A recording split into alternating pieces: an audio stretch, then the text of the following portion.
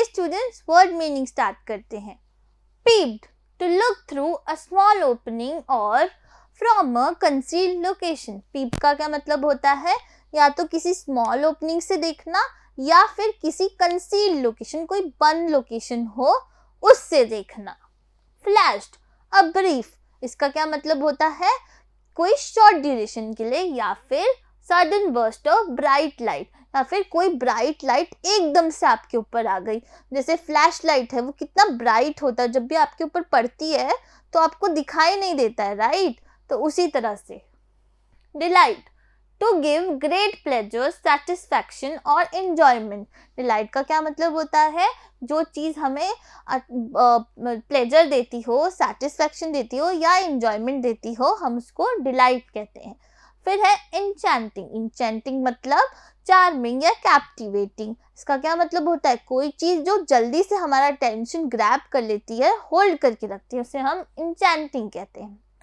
Unpleasant, not pleasant, डिसप्लीजिंग और डिसअग्रीबल. ऐसी कोई चीज़ जो प्लीजेंट ना हो या जिससे हम डिसअग्री करते हो, उसको हम क्या बोलते हैं?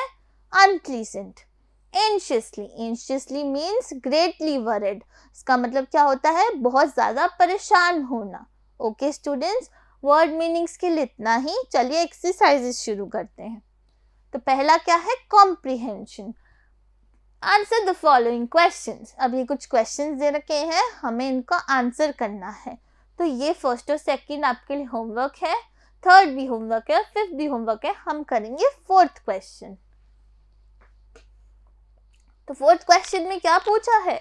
उट ने पूछा है what was Alia expecting to happen after eating the tiny cake. तो आलिया क्या एक्सपेक्ट कर रही थी टाइनी केक खाने के बाद? आलिया टाइनी केक खाने के बाद ये एक्सपेक्ट कर रही थी या तो वो लार्जर हो जाएगी या फिर वो स्मॉलर बन जाएगी. तो अगर वो लार्जर बन जाती तो वो की ले लेती, और अगर वो स्मॉलर हो जाती तो वो डोर के अंदर से, मतलब डोर के नीचे से क्रीप कर सकती थी और वो गार्डन तक पहुंच सकती थी. तो आंसर क्या होगा? आंसर होगा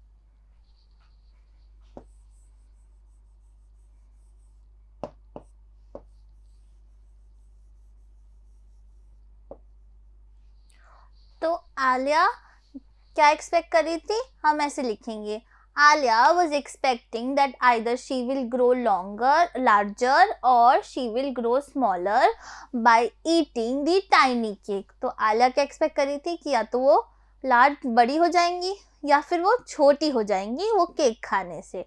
तो ये करेक्ट आंसर है, आप नोट कर सकते हैं. बाकी आपके लिए होमवर्क है. चलिए नेक्स्ट एक्सरसाइज देखते हैं.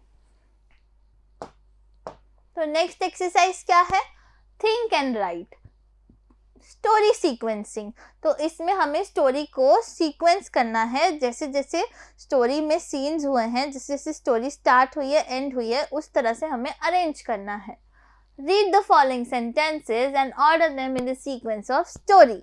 तो इन सेंटेंसेस को हमें पढ़ना है और उसके बाद इनको स्टोरी के ऑर्डर में अरेंज करना है. ओके, तो अब स्टोरी कहाँ से शुरू हुई थी?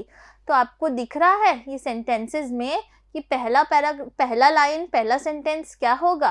पहला सेंटेंस होगा Alia was beginning to get very tired of sitting by her brother by the bank.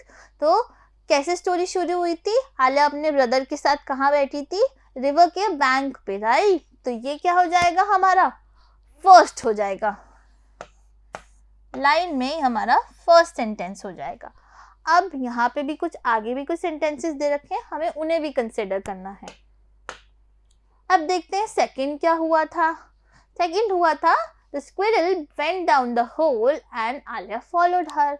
फिर क्या हुआ था? उसके पास एक स्क्विरल आई थी, राइट, और फिर उसने स्क्विरल को देखा था तो उसने उसको फॉलो किया था और उसके पीछे पीछे वो होल में चली गई थी। तो ये हमारा क्या होगा? सेकंड सेंटेंस होगा। तो स्टूडेंट्स, रेस्ट आपके लिए होमवर्क है, आपको खुद से पढ़ के इनको अरेंज करना है राइट सीक्वेंस में। ओके, चलिए हम नेक्स्ट एक्सरसाइज सॉल्व करते हैं। तो नेक्स्ट एक्सरसाइज क्या है? Tick the correct option. अब ये कुछ क्वेश्चन दे रखे, कुछ स्टेटमेंट दे रखी हैं हमें और 3 ऑप्शन दे रखे हैं। जो भी करेक्ट ऑप्शन है हमें उसको टिक करना है। ओके, तो चलिए हम सेकंड वाला सॉल्व करते हैं। क्या है सेकंड वाला? Alia found a bottle of dash but it was empty. तो आलिया जब नीचे गिर रही थी उस होल से तो उसे किस चीज़ की बॉटल मिली थी? क्या आपको याद है? उसे मार्मलेड की बॉटल मिली थी, राइट। करेक्ट आंसर क्या है? मार्मलेड। ओके, रेस्ट आपके लिए होमवर्क है, आपको खुद से करने हैं।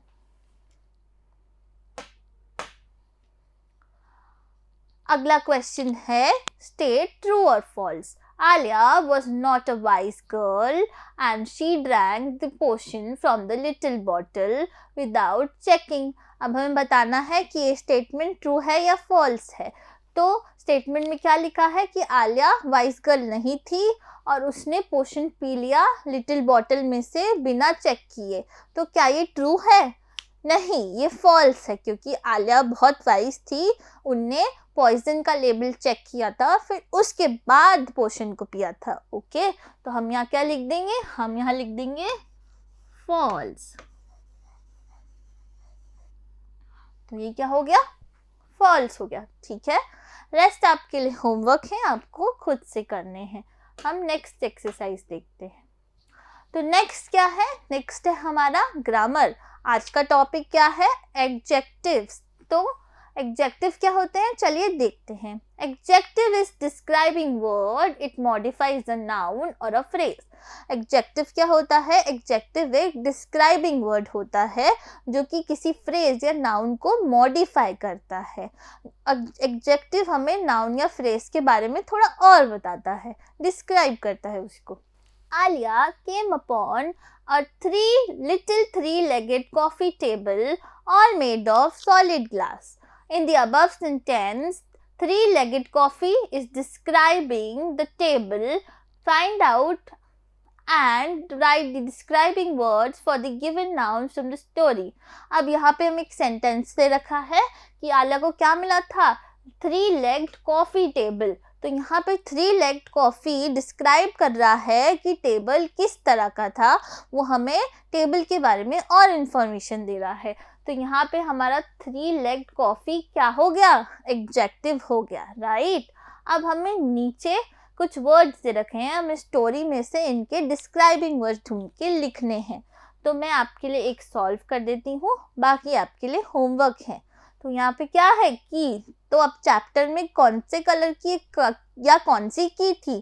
चैप्टर में की थी गोल्डन की, जो टाइनी गोल्डन की थी, जो डोर को ओपन करती थी। तो अब हम यहाँ क्या लिख देंगे?